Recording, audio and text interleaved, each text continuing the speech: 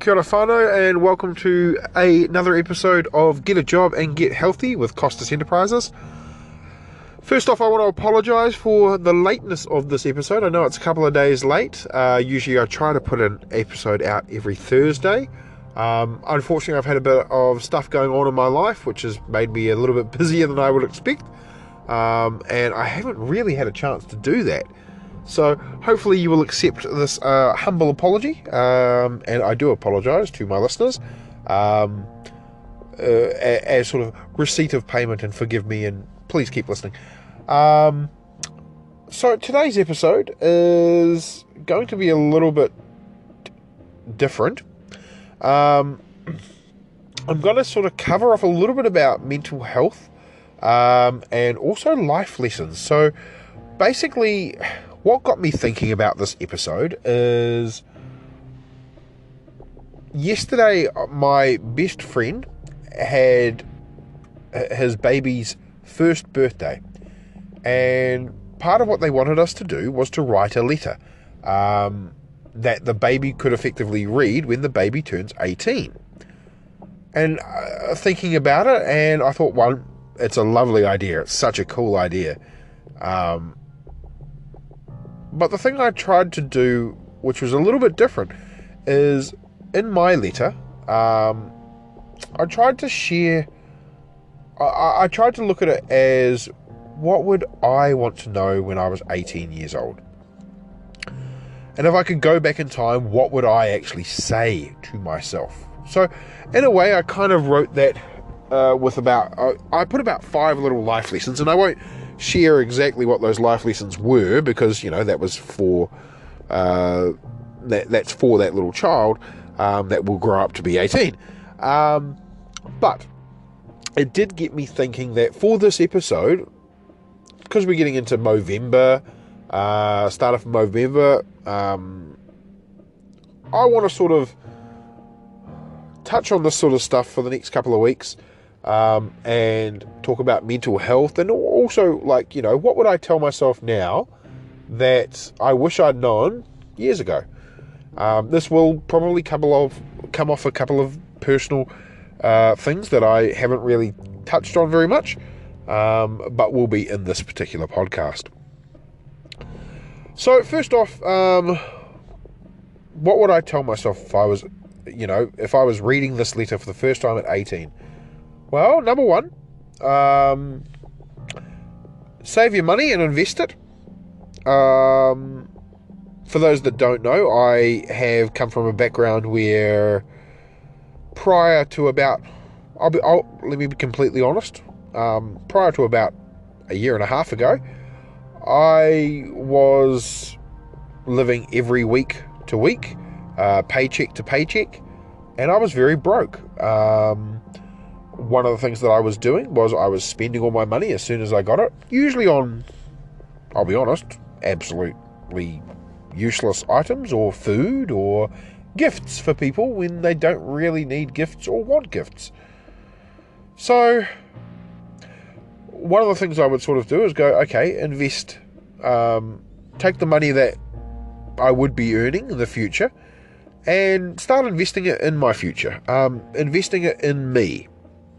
Now, I know with I've previously talked about things like Sharesies and all that sort of things. And if Sharesies or something like Sharesies was around back when I was 18, and I had this knowledge, I would like to think that I would now, knowing the man that I am now versus the man that I was then, that man would then change and go, okay, yes, I'm going to invest that money.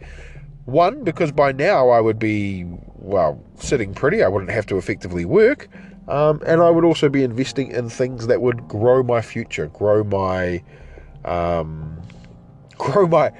empire that I want to join.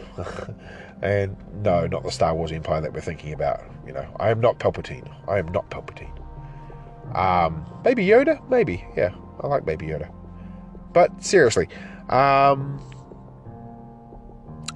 would tell young Alex to invest his money, invest in his future. The second thing I would tell him is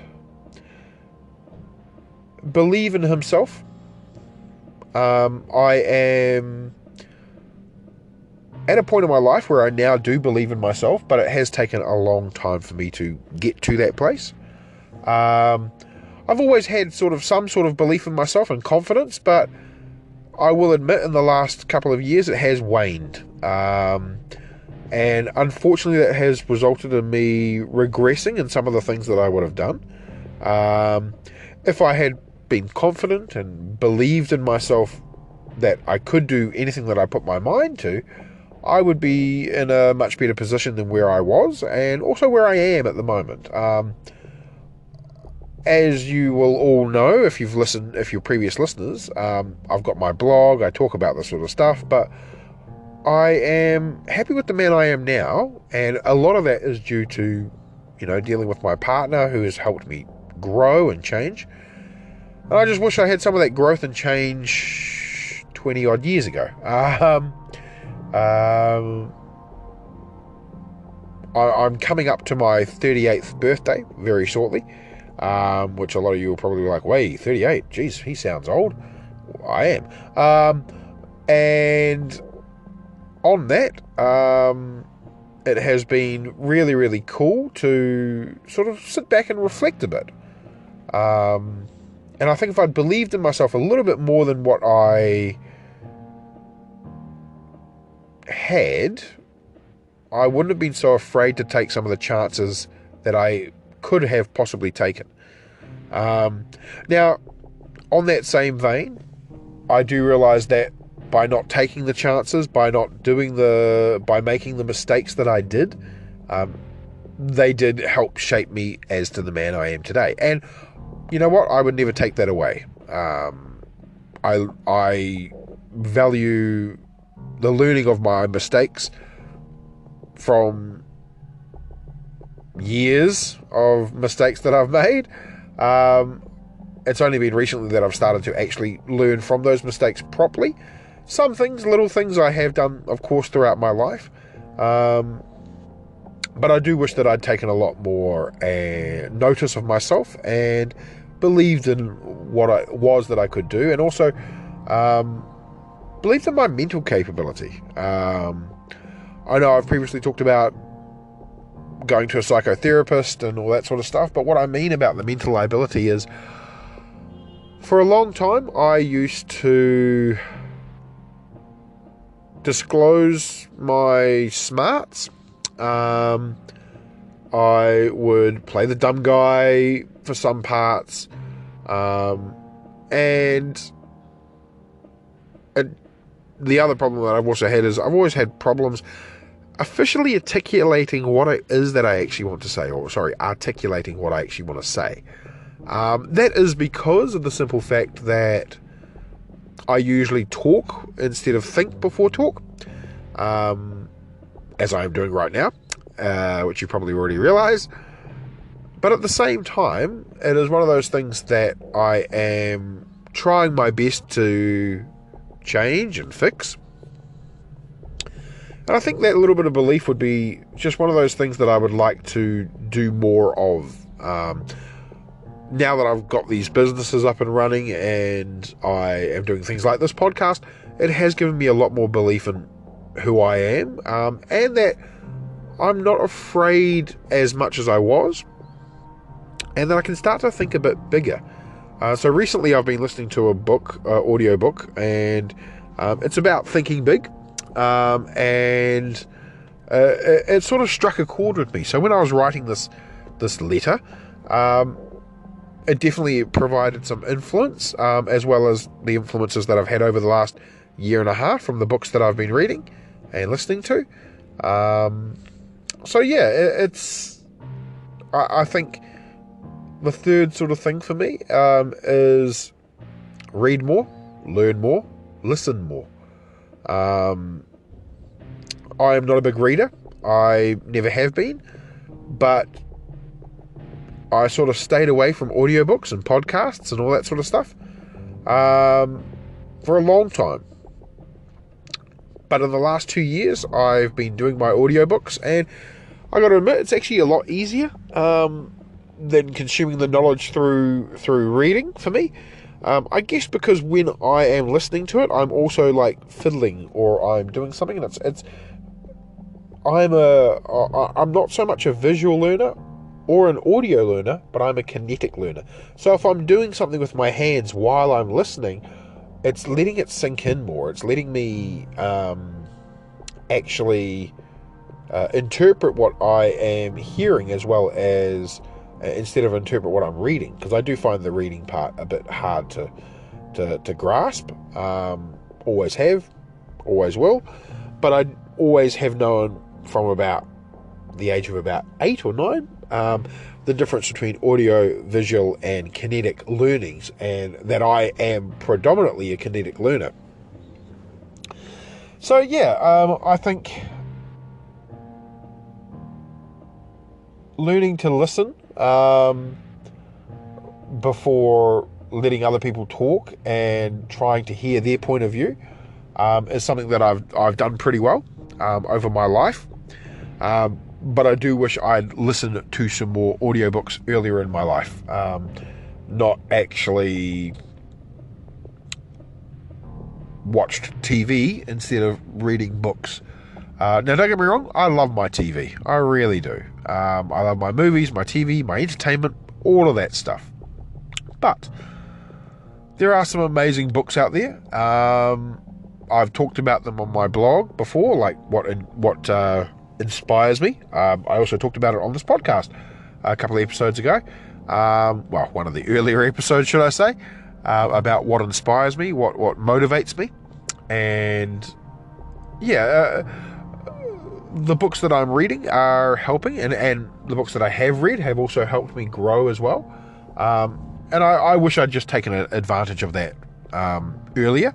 And a lot of that is thanks to my partner. She has really, really helped me grow in that respect, and told me that, if I'm not learning, then what am I doing?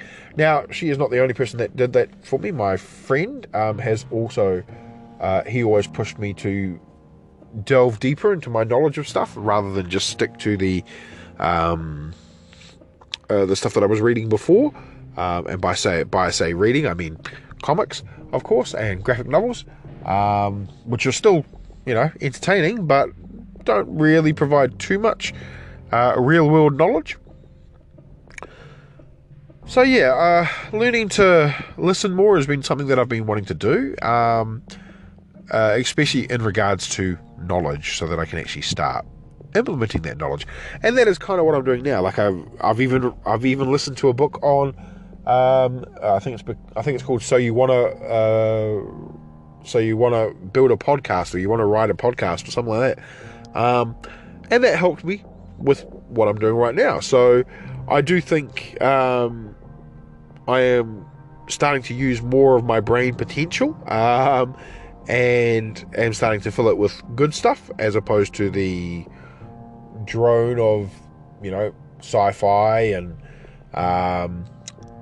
cartoons and all the other good stuff that I used to just watch and listen to before. And yeah, I'm starting to grow a lot more as well. Another thing that I would tell young Alex is get healthy earlier.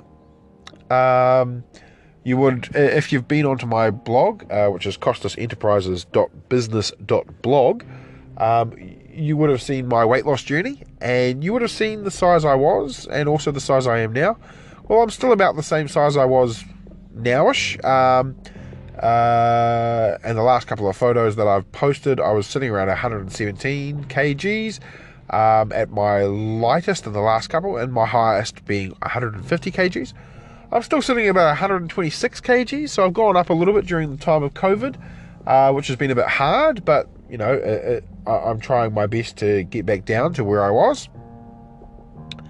And that includes like doing more exercises and all that sort of things, but not just looking after my physical health, but also my mental health. I would hope young Alex would realize how important mental health is, as well as his physical health. I know I am past my invincible years, And for those that are wondering what invincible years I'm talking about the years when you're young, you can eat as much as you want, drink as much as you want, and you go into the mindset that nothing ever is going to go wrong. You are invincible, effectively, and there will never be a problem because of that. So, yeah, I'm sort of that those invincible years are definitely catching up on me and have caught up on me in some places.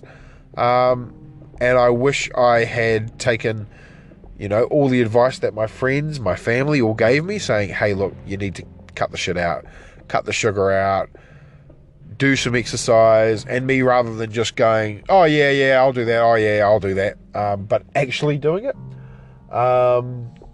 Because I am semi-paying for it now. But at the same time, as I said before, I have made mistakes. That is one of the mistakes that I have done. I take accountability for that. I know it may have taken me 30 odd years for me to take accountability of that, but at the same time, better late than never. Let's put it that way. What else would I tell myself?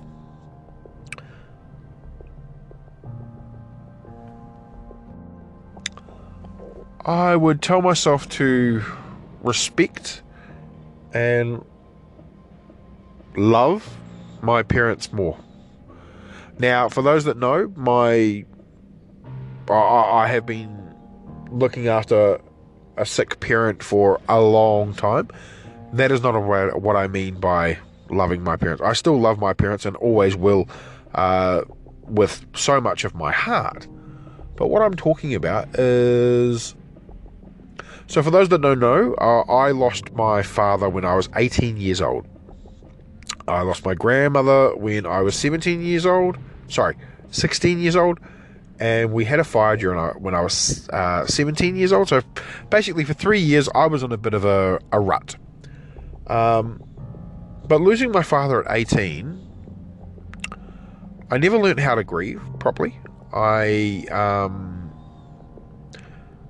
found it really, really hard to cope. For example, when he died, before the funeral, I had an exam for university, and 2 days after my dad passed away, I went into university and did the quiz that I had to do. Ended up scoring A+, but at the same time, the main reason I did that was because, one, I was still in so much shock, and two, I was just in a wreck. I didn't want to stop. I wanted to keep doing things, keep focusing. And it wasn't until... Okay, we're going to get real now. After my dad passed away, I cried 3 days. I cried the day it happened. I cried the day of the funeral, which was about a week later. And then 6 weeks later, I cried again randomly at a party. And that was my first outing out since going through everything that I was going through. I never learnt how to grieve properly. I kept everything inside. I kept all of my emotions bottled. I kept all of my... I kept everything bottled up, and I regret not taking better notice of things that my father was trying to teach me. If you're listening to this podcast now, and I hope you are, if you still have a parent or a family member that you're close with, tell them you love them, especially if you do. Don't miss that opportunity. I never said it enough to my father, and that is one of my biggest regrets. Now, granted, my father was one of the, old men that we don't talk about feelings. We keep everything inside, which is part of the reason why I was what I was, the way I was. But at the same time, I was not smart enough to see what he was trying to teach me in the times that he did try to teach me. For example, he had a love of cameras and photography. And it's one of those things that I could have quite easily have shared, but I never really did. And that was shocking because he left me in the will. He didn't leave me much. He left everything to my mother because they were married. But what he did leave me was his cameras. And it's now been over 20 years. And no, it's been exactly 20 years. And I've only just recently sort of dug out his cameras and looked at them again because I never felt like they were mine. I've always felt like they're his. And having that sort of mentality of, for years, I wouldn't even go into his room. I would say to young Alex, treasure the time that you've got with your parents, with your family, with your whānau. Learn what they have to teach you and make sure that you honour them in that way.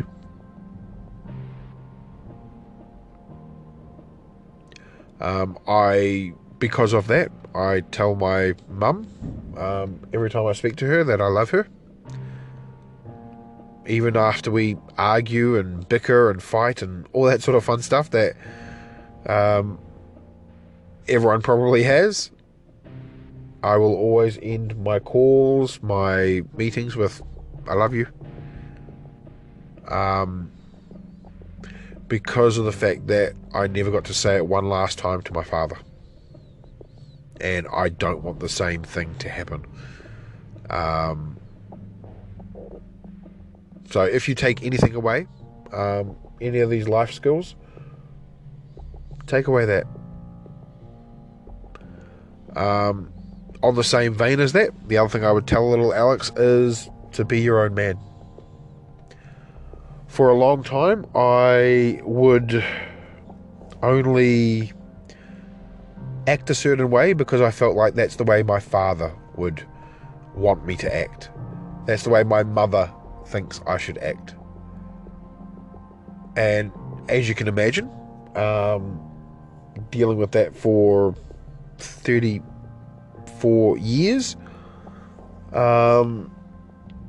well, being realistic, probably more like 36 years, it's been an interesting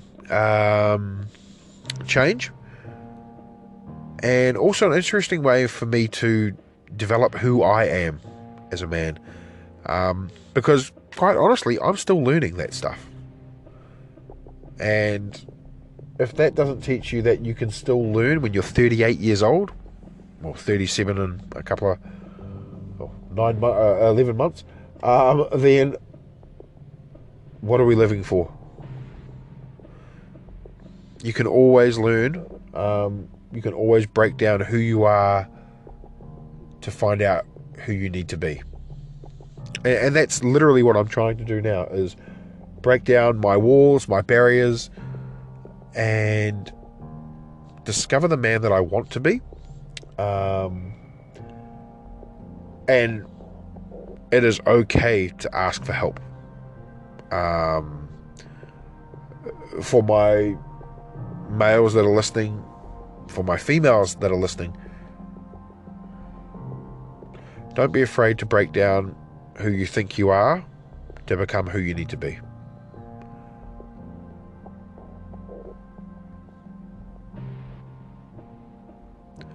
I think that's where we'll probably leave it for now. I want to say thank you for listening to me rant. I hope you have heard what I'm trying to say. It's probably a bit emotional this time.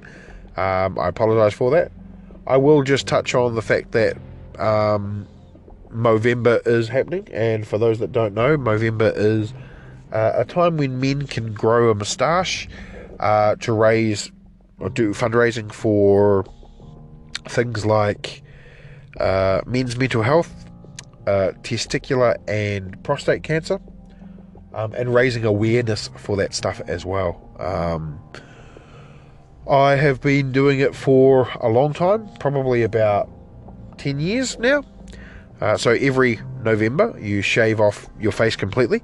You then start to grow a moustache. You grow it for the month and you raise money for that.